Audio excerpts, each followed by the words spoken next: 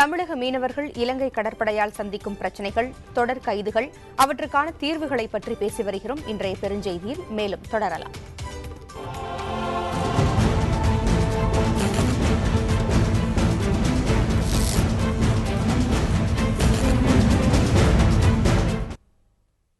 முதலமைச்சர் வலியுறுத்துகிறார், பிரதமர் உறுதியளிக்கிறார். ஆனால் மீனவர்கள் நிலையில் எந்த மாற்றமும் ஏற்படவில்லை. கடலுக்கு மீனவர்களை அனுப்பிவிட்டு அவர்களின் குடும்பங்கள் படும் பாடு சொல்லில் அடங்காதது. இப்படி கடலுக்கு சென்று இலங்கை கடற்படையால் சிறைப்பிடிக்கப்பட்ட ஒரு மீனவரின் குடும்பம் படும் துயரத்தை பதிவு செய்கிறது இந்த தொகுப்பு. இந்த பெண்ணின் கலக்கம் தீரவே இல்லை. திருமணமாகி 6 மாதங்களே ஆன நிலையில் புது வருடம், பொங்கல் திருநாள் என வரிசை கட்டும் பண்டிகைகளுக்கு பணம் சேர்க்க கடலுக்கு சென்றார் இவரது கணவர் முருகானந்தம். நாகை மாவட்டம் அக்கரைப்பேட்டையிலிருந்து மீன்பிடிக்கச் சென்ற முருகானந்தம் உட்பட 111 பேரை கடந்த 11ஆம் தேதி கைது செய்தது இலங்கை கடற்படை. எல்லை தாண்டி மீன்பிடித்ததாக கைது செய்யப்பட்ட முருகானந்தம் உள்ளிட்டோரின் காவலை ஜனவரி 6ஆம் தேதி வரை நீட்டித்திருக்கிறது இலங்கை நீதிமன்றம். இதனால் புதுமணப் பெண்ணான வீரச்செல்வியின் கண்கள் ஈரம் காயாமல் கண்ணீர் சிந்தி கொண்டிருக்கின்றன. 2014 எங்கள் வீட்டுக்காரோட இருப்போம்னு நினச்சோம். எங்கள் வீட்டுக்காரவங்க இல்லை. வர்ற புது வருஷமாவது எங்களுக்கு நல்லா இருக்கணும்னு நினச்சோம். அந்த புது வருஷம் வர்றதுக்குள்ளே அவங்கள விடுவிக்கணும். நாங்கள் எங்கள் வீட்டுக்காரவங்க மட்டும் இல்லை, எங்கள் போட்டு, எங்கள் வீட்டுக்காரவங்க, எங்கள் ஊரில் போனவங்க எல்லாருமே வரணும். 1000 கனவுகளோடு வீட்டுக்கு வந்த மருமகளின் துக்கம் அந்த குடும்பத்தினரை ஆட்டுவிக்கிறது. 8 பேர் கொண்ட கூட்டு குடும்பமாக வாழும் இவர்கள் முருகானந்தத்தின் வருகைக்காக காத்திருக்கின்றனர். இலங்கையில் உள்ளவங்க அங்கே எங்களை பிடிச்சிக்கிட்டு அல்லோலப்படுத்தி கையை வெட்டுறதும் காலை வெட்டுறதும் பயந்துக்கிட்டு ஓடியாடுறதும் பிடிச்சிக்கிட்டு போய் அடைக்கிறதும் எங்களால் மீனவரால் வாழவே முடியல. நாங்கள் வாழ்கிறதா சாவறதான்னு தெரியல. இருக்கிறதா சாவறதான்னு முடிவு அவங்க தான் பண்ணணும். எங்களுக்கு நாங்கள் பண்ண முடியாது. அதோட மக்களையெல்லாம் ஆச்சிட்டு போய் கடலில் இறங்கி எல்லாரும் அமுந்துட வேண்டியதுதான். இதோட இருக்கணும்னு அவசியம் இல்லை. இவரைப் போல 200க்கும் அதிகமான மீனவர்கள் எல்லை தாண்டி மீன்பிடித்த புகாரில் இலங்கை கடற்படையால் கைது செய்யப்பட்டு அந்நாட்டு சிறைகளில் வாடிக்கொண்டிருக்கிறார்கள். இந்த பிரச்சினைக்கு நிரந்தர தீர்வு காணப்பட வேண்டும் என்பதே மீனவ குடும்பங்களின் வேண்டுகோளாக இருக்கிறது. புதிய தலைமுறைக்காக விஷ்ணுவர்தன். மீனவர் பிரச்சினைக்கு தீர்வு காண வேண்டியது மத்திய அரசா, மாநில அரசா என்ற கேள்விக்கு இதுவரை பதில் இல்லை. ஆனால் தமிழக மீனவர்கள் பிரச்சினைக்கு தீர்வு காணப்படாமல் இருப்பதற்கு தமிழக அரசே காரணம் என காங்கிரஸ் கட்சியின் நாடாளுமன்ற உறுப்பினர்கள் குற்றம் சாட்டுகிறார்கள். ஆனால் பலமுறை கடிதம் எழுதியும் மத்திய அரசு எந்த நடவடிக்கையும் எடுக்கவில்லை என்பது மாநில அரசின் குற்றச்சாட்டாக இருக்கிறது. இலங்கை கடற்படையால் தமிழக மீனவர்கள் கைது செய்யப்படுவது தொடர்ந்து வரும் நிலையில் இருதரப்பு மீனவர்களுக்கு இடையேயான பேச்சுவார்த்தைக்கு ஏற்பாடு செய்யப்பட்டுள்ளது. இந்த பேச்சுவார்த்தையின் மூலம் தீர்வு கிடைக்குமா என்ற எதிர்பார்ப்பு ஒருபுறம் இருக்க, மீனவ பிரச்சினைக்கு தீர்வு காணப்படாமல் இருப்பதற்கு தமிழக அரசே காரணம் என குற்றம் சாட்டுகிறார் காங்கிரஸ் கட்சியின் நாடாளுமன்ற உறுப்பினர் KS அழகிரி.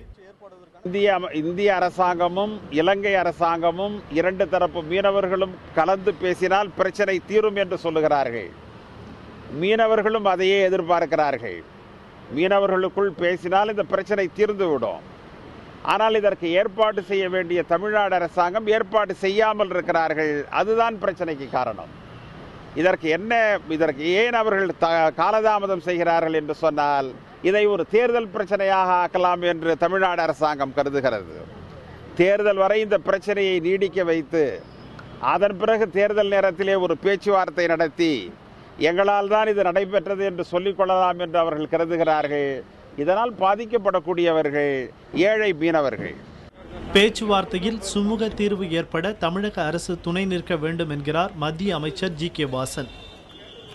ஜனவரி மாதம் நடைபெறவிருக்கின்ற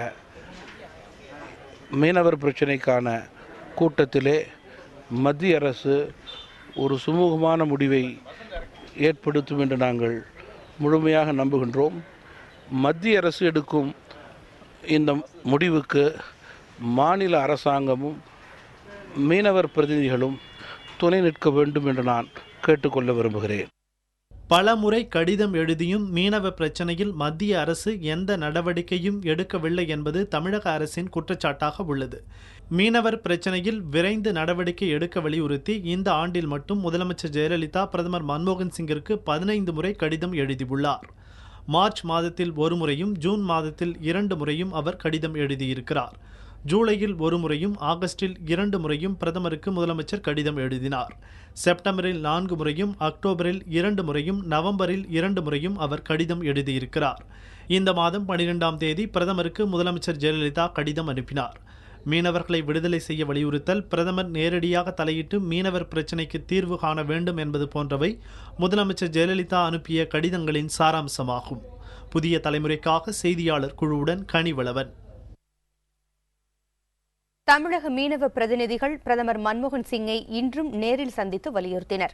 மீனவர்கள் சிறைப்பிடிக்கப்படும் விவகாரத்தில் இலங்கைக்கு அழுத்தம் தர வேண்டும் என்கிறார்கள் மீனவர்கள்.